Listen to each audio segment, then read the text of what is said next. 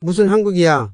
미국이 의료 강대국인데 아픈 엄마를 데리고 어떻게 한국까지 가냐? 아버지 미국에서도 안 된다고 하는데 어머니를 그냥 이대로 둘 순 없는 거잖아요. 한 부자가 심각한 대화를 나누고 있습니다. 아버지는 화가 난 상태인 것 같고 아들은 그런 아버지를 달래기 위해 노력하고 있는 것 같은데요. 이들에게는 어떤 사연이 있는 걸까요? 오늘의 사연은 미국의 데이비 씨의 사연입니다. 제가 대신 읽어드리겠습니다. 안녕하세요. 저는 주한미군으로 한국에서 복무를 한 경험이 있는 데이빗입니다. 그날은 아침부터 좀 찝찝했던 날이에요. 왜 그냥 아침부터 운이 좋지 않은 경험을 해본 적 다들 있잖아요? 그날 역시 그런 날이었던 것 같습니다. 그날은 일이 너무 많아서 하루 종일 휴대폰도 보지 못하고 일한 채 녹초가 돼 숙소에 도착했습니다. 씻고 휴대폰을 보니 부재중 연락들이 몇 통이 와 있었습니다. 발신자는 아버지였습니다. 좋지 않은 예감이 제 머리를 관통했습니다. 저는 바로 아버지께 다시 전화를 걸었습니다. 다행히 아버지는 바로 전화를 받으셨어요.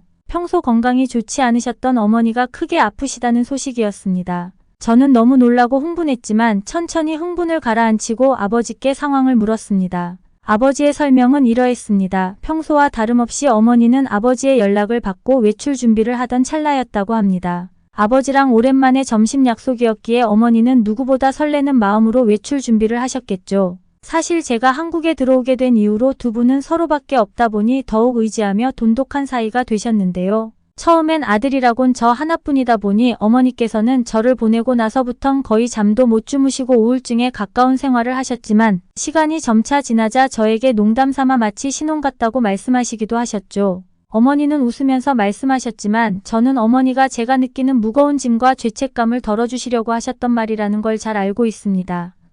근처에서 제가 나이 드신 부모님을 챙겨드려야 했는데 그러지 못해서 항상 죄송스러운 마음이었거든요. 아무튼 그렇게 점심 약속에 나갈 준비를 마친 어머니가 집을 나서던 길에 친한 동네 사람을 마주쳤고 아버지와의 약속 장소와 지인이 가려던 장소가 가까웠기 때문에 동네 지인분이 어머니에게 데려다 주겠다며 동승을 권유했다고 합니다. 어머니는 별다른 거리낌 없이 차를 탔다고 하셨는데요. 약속 장소까지는 15분 정도 걸리는 미국에서는 비교적 가까운 거리였다고 합니다. 잘 가던 골목에서 차의 핸들이 이상하다는 걸 운전하시는 분이 느끼고 당황하며 소리를 지르기 시작하셨다고 해요. 짧은 거리였고 동네 운전이다 보니 큰 사고가 날 확률은 또 그렇게 높지 않았지만 여러 악조건들이 겹친 건지 그날 운이 없던 걸까요? 고장난 핸들로 인해 발생한 사고는 생각보다 큰 피해를 가져왔습니다. 코너를 돌아야 하는 길에 들어섰는데 핸들이 말을 듣지 않았다고 합니다. 핸들이 꺾어지지 않고 다급한 마음의 운전자분은 브레이크가 아닌 엑셀을 순간적으로 3개 밟으셨다고 합니다. 동시에 차는 코너를 중심으로 설치된 기둥에 크게 부딪히며 옆으로 넘어지게 되었는데요.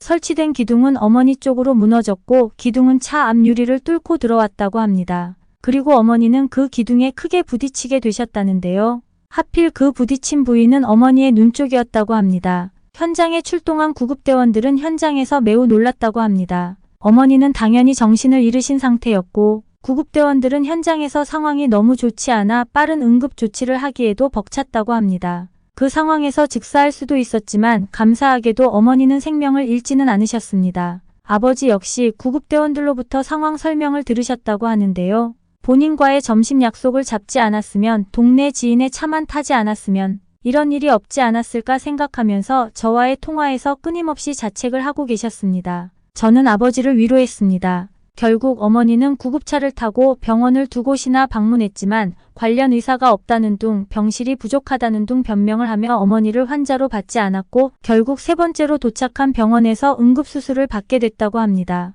이미 3번에 걸쳐서 병원으로 이송되어 오는 동안 사실 눈을 회복시킬 수 있는 확률은 더 낮아졌고 어머니의 시력은 아마 돌아오지 않을 거라고 병원에서 안내했다고 합니다. 그리고 아버지는 병원 측에서 어머니는 응급수술을 받으셨지만 추가적인 수술이 필요하다고 안내를 받았다고 말씀해 주셨습니다. 하지만 그 수술은 자그마치 3개월 이후에나 가능하다고 하니 혹시 그 사이에 어머니의 상태가 더 나빠지는 건 아닐지 걱정이 된다고 하셨습니다. 저에게 아버지는 늘 단단하고 편하게 쉴 수 있는 나무 같은 존재였는데 저와 통화하는 내내 아버지의 목소리가 가늘게 떨리고 있다는 걸 느꼈습니다. 저는 일단 놀란 아버지를 달래기 위해 최선을 다했습니다. 어머니가 그렇게 큰 사고를 당하시고도 무사하신 게 다행이라며 제가 가급적이면 빠르게 미국으로 귀국할 수 있도록 하겠다고 말씀드렸죠. 그렇게 아버지와의 통화를 마무리한 뒤에 저는 한참을 울었습니다. 제가 아무것도 할 수 없다는 사실이 너무 고통스러웠습니다. 그리고 미국의 응급의료 시스템에 화가 났습니다. 만약 어머니가 잘 못 되셨다면 저는 정말 참을 수가 없었을 것 같습니다. 응급환자를 실은 구급차를 병원 두 곳이 거부한 것과 3개월이나 지나서야 추가적인 수술을 할 수 있다는 게 정말 이해가 가지 않았습니다. 저는 거의 뜬 눈으로 밤을 지샌 뒤에 다음날 바로 제가 속한 부대에 귀국하겠다고 제 사정을 설명했습니다. 하지만 제 상관은 절차에 따라야 한다고 바로는 귀국할 수 없다고 하더군요. 누구나 부러워하는 초강대국 나라인 미국의 민낯을 마주하는 순간이었습니다. 사실 한국에서 군 복무를 하며 잠깐씩 외출을 하는 날이면 한국 사람들은 저희들을 굉장히 우러러보는 느낌이었습니다. 그리고 가끔씩 함께 술을 마시는 한국 사람들은 저에게 미국은 얼마나 살기 좋은가요? 한국보다 이러이러한 부분들이 그렇게 뛰어나고 좋죠? 라는 질문을 할 때마다 저는 미국인인 게 자랑스럽다고 답변해 왔습니다.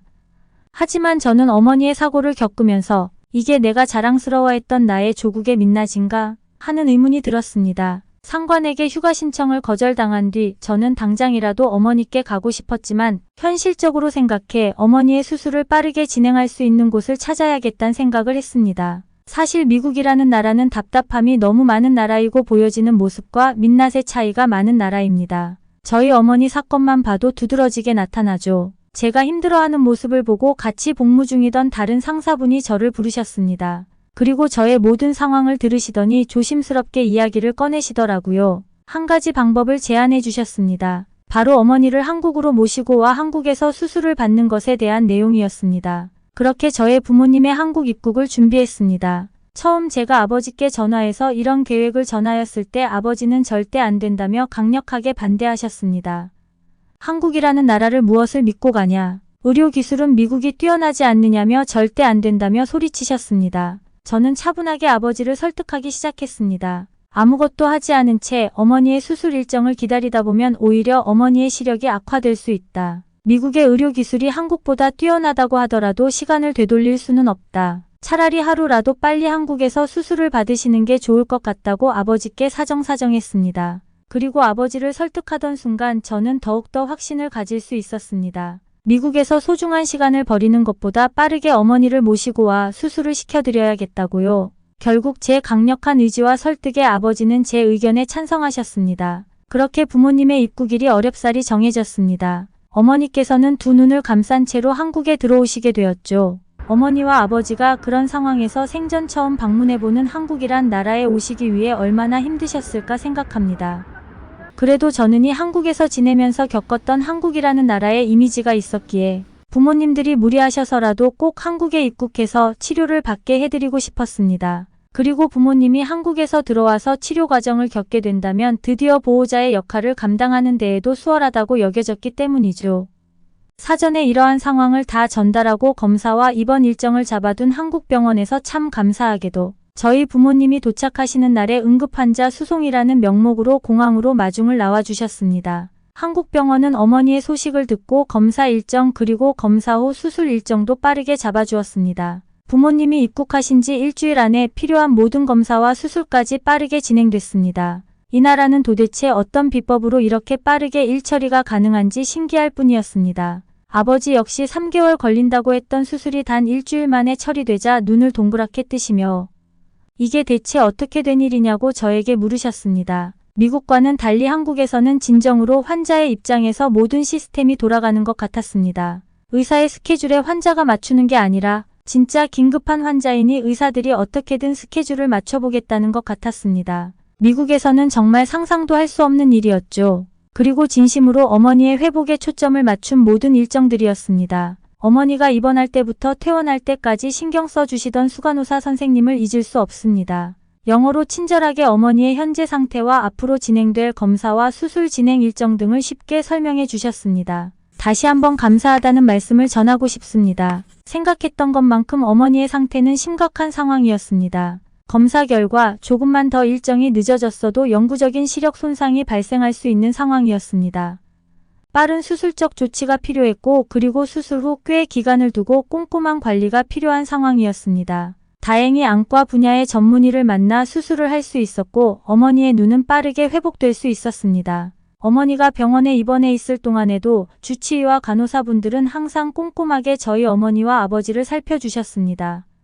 부모님은 저에게 한국은 모두가 가족 같다며 단순히 의료인들이 직업이 아니라 사명을 가진 사람들 같다고 말씀하셨습니다. 아무래도 미국이 개인주의가 만연한 곳이다 보니 의료진들 역시 그저 자신의 일을 하는 것처럼 딱딱했는데 한국에서의 의료진들은 그렇지 않으니 부모님이 느끼시기엔 가족 같다고 생각하시는 것 같았습니다. 어머니의 수술이 성공적으로 마무리되자 저 역시도 마음 한켠이 가벼워졌습니다. 그리고 상관들의 배려를 받아 조금 일찍 퇴근해 부모님을 잘 챙길 수 있었습니다. 어머니는 꽤 빠른 속도로 회복하기 시작하셨고 한국에 들어온 지 2달이 될 무렵부터는 감쌌던 붕대도 풀고 오랜만에 제 얼굴을 다시 볼 수 있게 되셨죠. 어쩌면 평생 못 볼 뻔했던 아들의 얼굴을 먼 타국에 와서 수술과 치료의 과정을 거쳐 마주하게 되니 어머니 눈에 담겨진 제 모습은 얼마나 소중했을까요? 저는 어머니가 붕대를 풀고 저를 마주하던 그 순간이 잊혀지지가 않습니다. 빠른 조치가 필요하다며 응급으로 모든 일정을 맞춰준 한국의 의료진들께 다시 한번 감사드리고 싶습니다. 솔직히 아직도 어떻게 이렇게 빠른 일정으로 저희 어머니 수술이 진행됐는지 이해할 순 없습니다. 한국은 대체 어떤 나라이길래 외국인에게도 이렇게 엄청난 의료 시스템을 제공할 수 있는 건지 궁금합니다.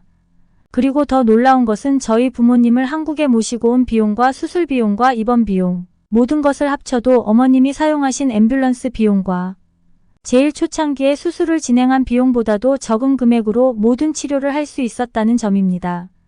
부모님은 한국에서 모든 치료를 마치시고도 한 달 정도 더 한국을 여행하시다가 미국을 돌아가셨습니다. 그때 저 역시 부모님과 함께 한국의 좋은 여행지들을 여행했는데 정말 즐거운 시간이었습니다. 저는 현재 미국으로 돌아와 부모님과 함께 지내고 있는데 정말 그때 제가 한국이 아닌 미국에 있었거나 다른 나라에 있었으면 저희 어머님은 아마 시력을 잃지 않으셨을까 하는 생각에 아직도 아찔해집니다. 외국인 가족에게도 빠른 의료 시스템을 제공해 주시고 배려해 주신 한국의 의료진들께 너무 감사합니다. 제 이야기는 여기까지입니다. 정말 아찔한 경험을 한 데이비 씨의 사연이었습니다. 의료 강대국이라고 생각하고 있었던 미국에서도 이런 일이 일어나기도 하는군요. 실제 미국에서는 아픈 것보다 병원에 가는 게 더 무섭다는 말이 있을 정도로 엄청난 의료비와 그에 걸맞지 않는 좋지 않은 의료 서비스 이야기들이 종종 들려오는데요. 아프면 쉽게 병원을 갈 수 있는 한국의 의료 시스템에 다시 한번 감사해지는 이야기입니다. 데이비 씨가 미국에서 부모님과 건강하고 행복하길 바라겠습니다.